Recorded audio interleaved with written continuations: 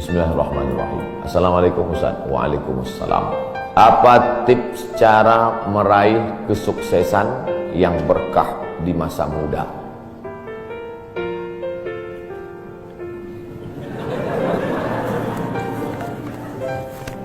Saya tidak pernah bercita-cita menjadi apapun. Cita-cita saya dulu cuma satu, bagaimana membahagiakan orang tua. Itu saja. Ya Allah, aku sekolah, tak tahu dulu pulang mau jadi apa. Yang penting bisa membahagiakan orang tua. Itu saja. Jadi setelah itu sampai, ya sudah. Bisa menyenangkan hati orang tua. Bisa, itu saja. Maka selalu saya sampaikan di kampus-kampus kepada mahasiswa, kalian kalau belum bisa membahagiakan orang tua, jangan menyusahkan orang tua. Ini kadang baru ngelihat namanya aja di HP dah kumat darah tinggi mana. Kalau belum bisa membahagiakan dia, jangan menyusahkan dia. Maka saya di Mesir 4 tahun tak pernah saya minta duit. Tiba-tiba udah sampai dari ke Mekah. Mak, aku udah di Mekah. Dari mana kau dapat ongkos? Ada tabunganku sikit-sikit. Pergi ke Makkah, kerja, pulang, bayar hutang. Jangan pernah menyusahkan orang tua. Oleh sebab itu cita-citanya yang pertama mencari ridha Allah. Ridha Allah fi ridhal walidain wa sukhutullah fi sukhutil walidain.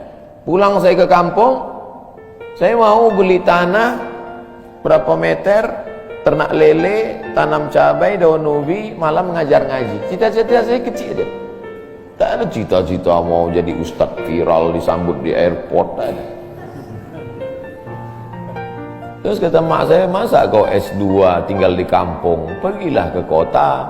Akhirnya saya menghonor jadi dosen, siang jadi dosen, malam ceramah di masjid, direkam, diupload, khutbah diupload, like and share, akhirnya viral. Diusir beberapa kali, makin viral. Dibully, makin viral. Akhirnya yang membuli saya taubat sekarang. Ini orang makin dibully makin viral. Udah kita diamin aja lah. Itu semua itu kerja kita atau kerja Allah? Kerja Allah. Kerjakan kerja kita, urusan Allah biar Allah yang urus.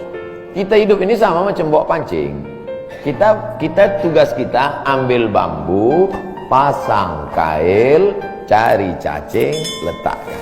Masalah ikannya datang tak datang itu urusan Allah. Ini kadang banyak orang ngurus urusan Allah yang dia urus. Urusan Allah yang kau urus. Kata Allah, yang mendatangkan ikan ini urusan aku. 10 pancing pasang, itu urusan kita. Tarik pancing 1, cacingnya hilang. Cari pancing 1, kailnya hilang. Cari pancing 1, talinya hilang. Yang ke-10, bambunya hilang. Marahkah kita? Tidak. Karena urusan kita sudah selesai. Serahkan urusan Allah. Pulang ke rumah. Rupanya Allah mau kasih kita bukan ikan mentah, tapi ikan masak. Banyak orang terlalu berpikir, hidup ini kau buat saja urusanmu, urusan Allah. Urusanmu berangkat dari rumah, kerja. Masalah hasilnya urusan Allah. Berapa banyak orang bekerja tapi tak dapat apa-apa. Betul? Kalau sudah rezeki tak kemana. Tapi jangan gara-gara ini lalu bapak enggak kerja. Dibangunkan ibu besok pagi, bang, abang enggak kerja masuk kantor. Urusan Allah. Kalau ada suami ibu seperti itu, ibu jangan marah, biarkan aja. Nanti jam 12 dia bangun, dia lapar, dia tengok, mana makanan? Ibu jawab, urusan Allah. Harus ada usaha dan ikhtiar. Pertama, niat cari ridha Allah. Kedua, senangkan orang tua. Ketiga, berusaha. Setelah itu, tawakal Allah. Hidup jangan susah. Hidup sudah susah, jangan bikin susah. Hidup sudah pahit, jangan minum kopi pahit. Apa hukumnya suami menyembunyikan uang dari istri?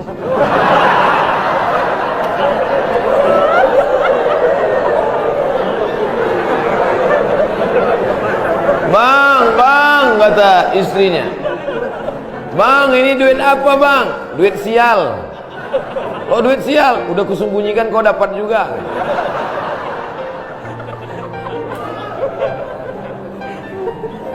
Bapak menikah sama ibu, ibu menikah sama bapak, apakah hartanya jadi satu atau harta masing-masing?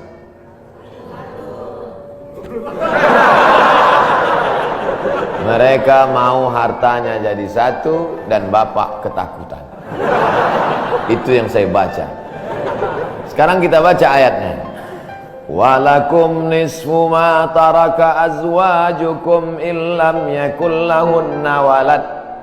Kalau istrimu meninggal kau dapat 50% hartanya kalau tidak ada anak. Fa in kana lahunna waladun, kalau dia punya anak, falakumur rubu'u, kamu dapat 25%. Sekarang saya tanya, hartanya nyatu atau pisah?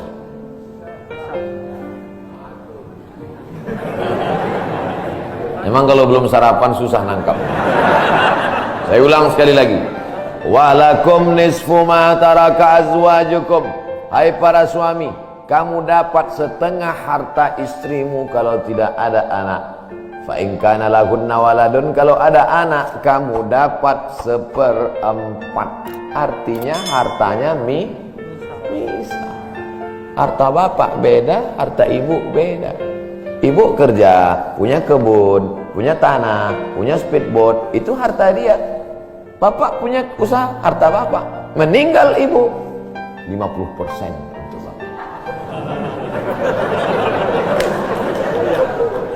Apa beda harta ibu dengan harta bapak? Di dalam harta bapak ada hak ibu, dalam harta ibu tidak ada hak bapak. Takbir. Saya ulang sekali lagi. Ibu menikah dengan bapak, bapak menikah dengan ibu, ibu bawa harta, bapak bawa harta. Bedanya apa? Dalam harta bapak ada hak ibu, dalam harta ibu tidak ada hak. Kenapa dalam harta bapak ada hak ibu? Karena bapak wajib memberi nafkah. Kewajiban bapak 5. Pertama, kasih makan.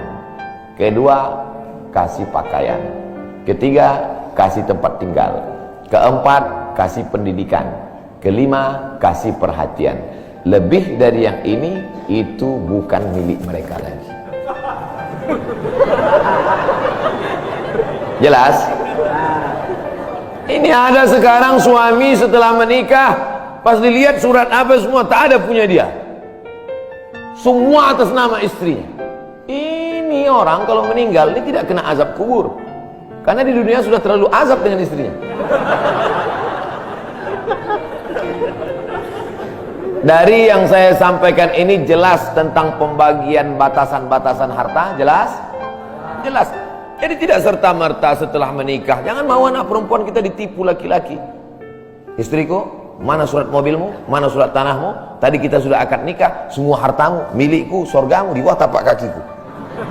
Oh, tidak begitu. Makanya laki-laki harus ngerti, perempuan juga harus paham.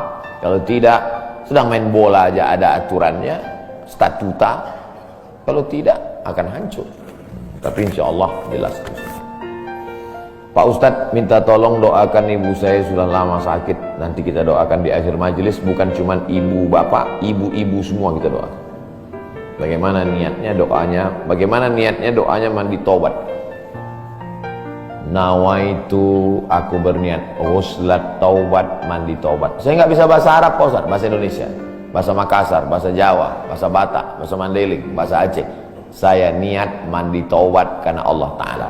Bagaimana cara mandinya Pak Ustadz? Seperti mandi wajib, basah dari ujung rambut sampai ke ujung kaki. Di mana mandinya Pak Ustadz? Di laut bisa.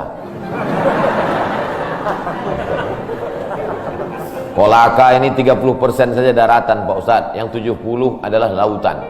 Nah, mandi di laut. Apalagi kalau sampai ke tengah laut, bukan cuma dosanya hilang, orangnya hilang sekali.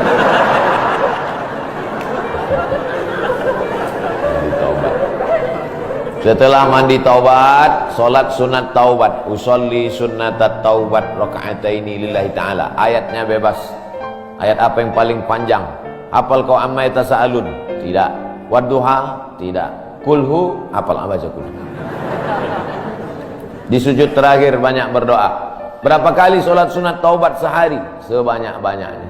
Kami dulu dipesankan guru kami, pagi sholat sunat taubat, siang sholat sunat taubat, petang sholat sunat taubat, sebanyak-banyaknya sholat sunat taubat, sholat sunat taubat, sholat sunat taubat, sholat sunat taubat. Usolli sunat taubat raka'atain lillahi ta'ala.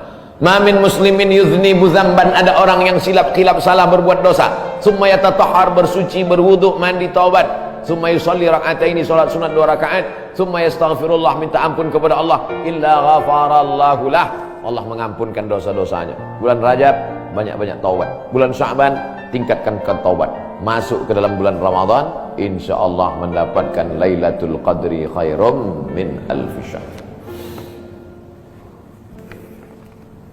Semoga Ustaz senantiasa diberikan Allah kesehatan, amin. Saya dari Medan. Ada juga orang kampung saya di sini.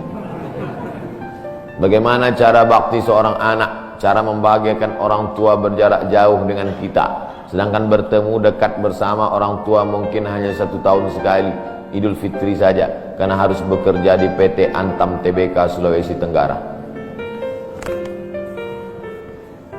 Ada sesuatu yang tak bisa kita bayar dengan uang, tak bisa dibayar dengan uang. Yang bisa merasakan ini orang yang orang tuanya sudah meninggal, yang masih hidup tak bisa. Lam ya'rif man lam yadhuq, yang tak pernah merasakannya tak bisa menceritakannya, karena tak bisa dirasakan. Setelah orang tua itu tak ada, barulah kita rasa dunia ini hampa, tak ada guna. Duit itu tak ada gunanya, mobil itu tak ada gunanya, rumah itu tak ada gunanya, apapun tak ada gunanya. Waktu dapat saya gelar doktor dari Sudan, pulang saya ke rumah, tak ada gunanya, tak bisa lagi diceritakan. Dulu apapun yang dapat diceritakan, mak, aku dapat sorban dari mak, aku dapat peci. Setelah pulang tadi, pulang dari Brunei dapat gelar visiting profesor di Universitas Islam Sultan Syarif Ali, tak ada gunanya, hampa. Paling-paling ditulis di baleho aja, profesor, doktor. Tak ada, untuk menunjukkan bahwa kita bukan ustadz kaleng-kaleng.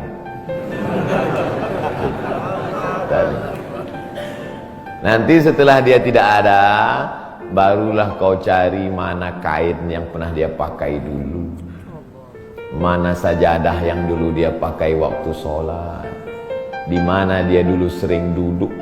Bekas tempat duduknya aja pun bisa menghilangkan rindu. Bekas tempat dia duduk dulu, tempat dia duduk makan kacang sambil minum teh, duduk kau di situ bisa menghilangkan. Quran yang dia baca dulu lengkap dengan rehalnya, bangun kau tengah malam, kau bentang sajadah, duduk kau di situ, kau buka Quran yang dia baca dulu, hilang rindu.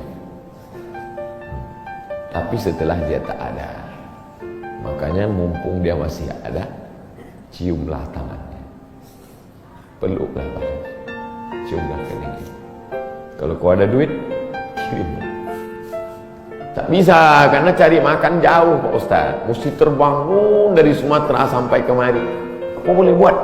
Memang begitu kondisi ekonomi kita sekarang. Allah tidak marah, tapi kalau kau mampu, kirimlah. Siapa orang yang kira-kira bisa digaji, dibayar untuk memasakkan dia di rumah, berkirimlah. Karena sampai masanya nanti duit yang banyak itu tidak ada gunanya. Sebanyak apapun kau simpan, tak ada rasanya lagi, hampa, tak ada gunanya. Maka mumpung dia masih ada, Idul Fitri paksa-paksakanlah pulang. Mahal tiket pesawat, tabunglah, teleponlah. Masih ada dia menyambut teleponmu, berikan HP yang kira-kira lama dia pakai, tinggalkan. Mak, ini chargernya, ini handphonenya, ini baterainya, persiapan kalau rusak pasangkan di sini. Nanti kalau aku telepon, sampai masanya nanti handphonenya berbunyi tapi tak ada yang mengangkat. Selagi dia masih ada, senangkanlah hatinya, kirimkanlah kain. Kain itu tidak akan dia pakai, tapi insya Allah menyenangkan hati dia. Ketika hatinya lapang, lapang rezeki. Ketika hatinya senang, senang hidup. Tapi kalau sudah hatinya sempit, meleleh air matanya rindu karena tak pernah kau telepon, disitulah awal azab Allah datang. Kau akan berenang dalam kesengsaraan. Mudah-mudahan Allah mengampuni dosa kita semua. Dosa ibu bapak. Ala hazihi niyah al-Fatihah. A'udzubillahi minasyaitonir rajim. Bismillah. Alhamdulillah rabbil alamin. Ar-Rahmanir Rahim. Maliki yaumiddin. Iyyaka na'budu wa iyyaka nasta'in. Ihdinas siratal mustaqim. Shiratal ladzina an'amta 'alaihim ghairil maghdubi 'alaihim waladdallin. Amin. Rabbana ighfir lana dzunubana, ampunkan dosa kami ya Allah. Wali abaina, ayah kami ya Allah. Melepuh kulitnya untuk menyekolahkan kami, tak dapat kami balas budi baiknya ya Allah. Wali ummahatina, ummah kami, 9 bulan 10 hari kami dikandungnya, 2 tahun kami disusukannya, mengalir darahnya dalam badan kami, tak dapat kami balas. Tak dapat kami balas kebaikannya, sekali teriakannya saat mengeluarkan kami ke alam yang fana ini. Tak dapat kami balas kebaikannya ya Allah. Kalau dia masih hidup, sahih jasadaha, sehatkan badannya. Qawi imanaha, kuatkan imannya. Ar-rahmazuk hal istiqamata, berikan dia istiqamah dalam iman dan Islam. Kalau dia sudah meninggal dunia, lapangkan kuburnya ya Allah. Nawwir qabraha, terangkan makamnya ya Allah. Allahumma ja'al qabraha radatan min riyadil jinan. Jadikan kuburnya salah satu dari taman-taman surga. La taj'al qabraha hufratan min hufarin niran. Jangan jadikan kuburnya salah satu dari lubang neraka ya Allah. Allahumma ja'al abana'ana barina liwalidiha. Jadikan anak-anak kami anak-anak yang berbakti kepada orang tua. Allahumma hafazhum min kulli su' wa syarr. Jaga anak-anak kami dari segala perbuatan maksiat dan dosa ya Allah. Rabbana zalamna anfusana, kami sudah banyak buat silap salah dan dosa. Wa illam taghfir lana, kalau kau tidak mengampuni dosa kami, wa tarhamna, kalau kau tidak merahmati kami, lanakunanna minal khasirin, sudah lama kami jadi orang-orang yang merugi. Allahumma ja'alna minat tawabin, jadikan kami orang yang bertaubat di bulan mulia ini ya Allah. Wa ja'alna minal mutatahhirin, jadikan kami orang yang mensucikan hati. Wa ja'alna min ibadikas salihin, jadikan kami hamba-hambamu yang saleh. Allahumma ja'al akhira kalamina inda intihai ajalina, kalau ajal kami sampai, malaikat maut tiba mencabut nyawa kami, jadikanlah yang terakhir keluar dari mulut kami la ilaha illallah Muhammadur Rasulullah SAW. Kalimatu haqqin 'alaiha nahya, dengan itu kami hidup, wa 'alaiha namutu, dengan itu kami mati, wa biha nub'atsu, dengan itu kami nanti akan dibangkitkan di padang mahsyar. Rabbana atina fid dunya hasanah wa fil akhirati hasanah wa qina adzabannar. Wa sallallahu ala sayyidina wa maulana Muhammad wa ala alihi wa sahbihi wa sallam. Walhamdulillahi rabbil alamin.